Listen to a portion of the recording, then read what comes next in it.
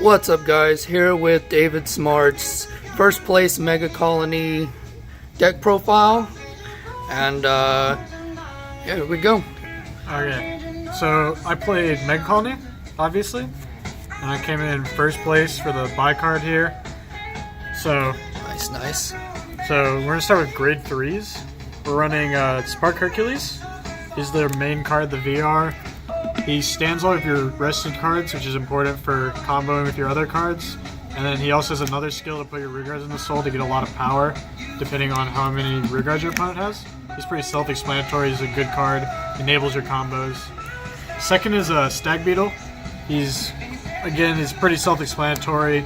He adds a lot of power he adds a lot of rearguards, and then he gets power on the Vanguard, which is sometimes relevant. But so he's pretty obviously, we maxed 4 of those because they combo well together. You usually want him on Vanguard, and he works on rearguard now, aside from his original skill from whatever extra booster originally. And so we got that, gets you nice advantage, which is really good. And then next, for our other grade 2, I'm running Hell Demise, which instead of Antlion, which is like the double rare that lots of people run, I decided to go with Hell Demise because he's just a really good rearguard skill, because he gets that little bit of disrupt by stunning their back row, and plus he combos with Stag Beetle if you don't have the counterblast for Spark, or you don't have Spark at all.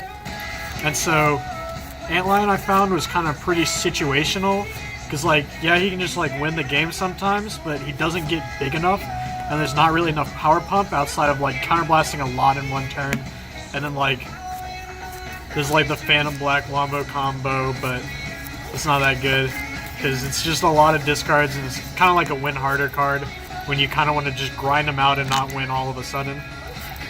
So Good reason. And then 10 grade 3s because they're really good, and you want to keep searching them with your cards and not whiff it at all. Only deck that can search grade 3s right now. Yep. Next up, grade 2s. We got Mantis. I'm only running 3 of it.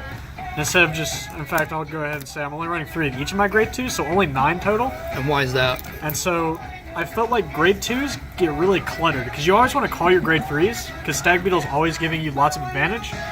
And so by calling grade 2s instead, they're just really clunky, so you really only want them like early game sometimes. And so this lets you search your grade 3s, so you can get lots of advantage from that, which it costs a counterblast, so it's kind of fishy late game when you want to spend all your Spark Hercules plays, and so I only run 3 of them for that reason. And then Bloody Hercules, he's on hit pressure, gets the counter charge. He's mostly there because there's not really anything better. Like there's the 8k base grade 2, but 8ks are kind of awkward.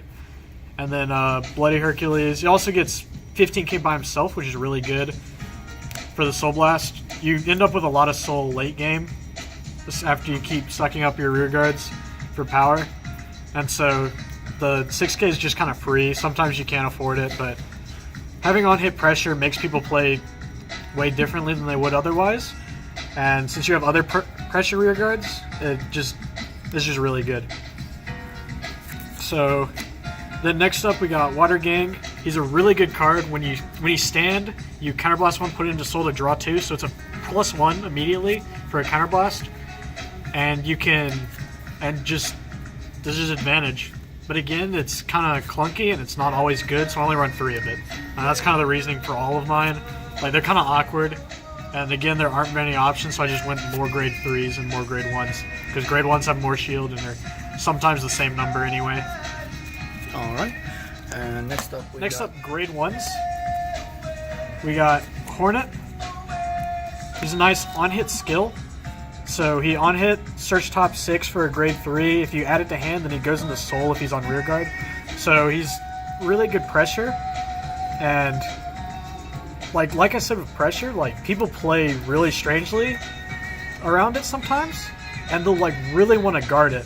Just because like you're getting something, even though Hornet isn't that great. Because like it searches a grade 3, but like that's a getting rid of a rearguard for a grade 3. It's a break even.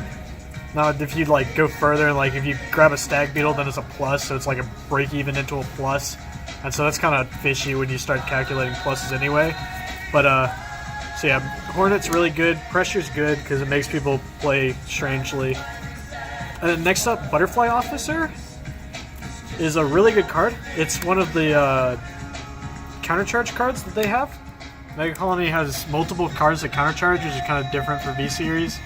But when it's placed, you rest it to give one of your units 10k, and then end of the turn puts that card into the soul to countercharge. And so this is really good because it's just countercharge that can't be stopped. The only thing is it's kind of slow countercharge, but that's not too much of a problem because Megacolony's a Protect clan. It's a lot grindier. The games are lasting pretty long, lots of turns. It's not like the Forest clans where you just keep going with big numbers until someone dies. But yeah, and so you just kind of keep going, and you get countercharge to let you keep playing your skills. Next up, Spiteful Hopper. It's a 3 of here, which is because it's on play Soul Blast 1 to give something 6k, which the power pump is really good. You get 6k no matter what, but then if you have no face-up damage, then you get to countercharge. So it's another countercharge card, but the problem with it obviously is it's like pretty conditional. Plus there's not a lot the deck can do with just one counterblast. And then there's also the problem of is that you can't ever get the countercharge calling it from Soul unless you like... Well, you can get it from Soul, but then you only have one counterblast, and that means you're never Spark Herculesing. So it's going to stay at rest. But it's still really good because you can just call it, give something 6k, and then call it over something else or something, and then replace it. And it's an 8k base, so it makes columns with any grade 2 that has a 6k boost for 23 for forces. Then the last card is Karma Queen, which this is a questionable card that not a lot of people run, and I decided that like the other option was Phantom Black and then grade 1 Perfect Guards, which grade 1 Perfect Guards are obviously bad, and then so I think they only have like 6 grade 1s at all, and so I didn't want to just go like 12 grade 1s because I wanted more to ride because riding is good. But I run Karma Queen because it's 15k shield. The 7k doesn't matter that much, plus you're guarding with it most of the time, and your grade 1s are like, you can superior call them from Soul, and so you don't really need grade 1s as much on rear guard. And then 15k shield is really important because you can just guard a lot of attacks. Most attacks are like designed to force 15k shield, that's like all crits, all heals, and so people play that way. Right. And so this gives you more 15k shields to block those attacks. And it's also better than Phantom Black because Phantom Black is super situational and really only good for like cheesing wins with Antlion. Yeah. And so otherwise Phantom Black's just kind of bad because you just don't get big enough to make the guard restrict worth it. And it's easy to guard with just triggers. Okay. But yeah. Plus it's good against Waterfall, which is kind of one of the hardest counters against Protect clans. Because obviously you can't use your Sentinels, so having extra shield in the main deck that you can guard with is good against that. Oh yeah. And so last up, triggers, pretty simple. Obviously it's starter, 4 draws because perfect guards and draws are good, and then 8 crits because crits win games. Vanilla draws are pretty obvious, you don't want to run them. Heals are super good because taking more than 6 damage in a game is good. So why no Cicada? No Cicada because Cicada is super situational, and I feel like it's just like a really awkward card, and I don't feel like it's worth messing up your grade ratio to run it, which is when I'm saying like messing up your grade ratio when I'm running 9 grade 2s, but still, I don't think Cicada there's really room for it.